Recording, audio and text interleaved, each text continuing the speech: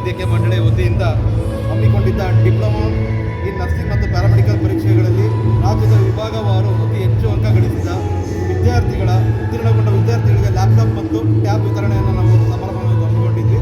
ಈ ದಿನ ಇಲ್ಲಿ ನಾವು ಈಗ ನಾಲ್ಕು ಝೋನಾಗಿ ನಾವು ಡಿವೈಡ್ ಮಾಡ್ಕೊಂಡಿದ್ವಿ. ಆ 4 ಝೋನಲ್ಲಿ ನಾವು ಪ್ರಥಮ ಬಹುಮಾನವಾಗಿ ಲ್ಯಾಪ್ಟಾಪ್ ವಿತರಣೆ ಮಾಡಿದ್ದೀವಿ, ದ್ವಿತೀಯ ಬಹುಮಾನವಾಗಿ ಟ್ಯಾಬ್ ಅಂತಕ್ಕಂಥದ್ದನ್ನು ನಾವು ವಿತರಣೆ ಮಾಡಿದ್ವಿ, ತೃತೀಯ ಬಹುಮಾನ 3ನೇ ಬಹುಮಾನ ಬೆಳ್ಳಿ ಒಂದು ಕಾಯಿನ್ನ ಕೊಟ್ಟಿದ್ದೀವಿ, 4ನೇ ಬಹುಮಾನವಾಗಿ ಮತ್ತು 5ನೇ ಬಹುಮಾನವಾಗಿ ಒಂದು ಡಿಜಿಟಲ್ ವಾಚ್ ಅಂತಕ್ಕಂಥದ್ದನ್ನು ನಾವು ಮಕ್ಕಳಿಗೆ ಇವತ್ತು ವಿತರಣೆ ಮಾಡಿ ಈ ಕಾರ್ಯಕ್ರಮ ನಾವು ಹಮ್ಮಿಕೊಂಡಿದ್ದು ಮುಕ್ತಾಯ ಮಾಡ್ತಾ ಇದ್ದೀವಿ. ಎಷ್ಟು ಜನಕ್ಕೆ ವಿತರಣೆ ಮಾಡಿದ್ದೀರಾ ಸರ್? ಟೋಟಲಿ ಎಲ್ಲ ನಮ್ಮದು 20 ಜನ ನರ್ಸಿಂಗಿಂದ, ಟೋಟಲಿ ಎಲ್ಲ ಪ್ಯಾರಾಮೆಡಿಕಲ್ ಮತ್ತು ಕೋರ್ಟಿಂದ ಎಲ್ಲ ಸೇರಿಸಿ 35 ವಿದ್ಯಾರ್ಥಿಗಳಿಗೆ ನಾವು ಕೊಟ್ಟಿದ್ದೀವಿ ಸರ್. ಇವತ್ತು ಯಾರು ವಿತರಣೆ ಮಾಡಿ?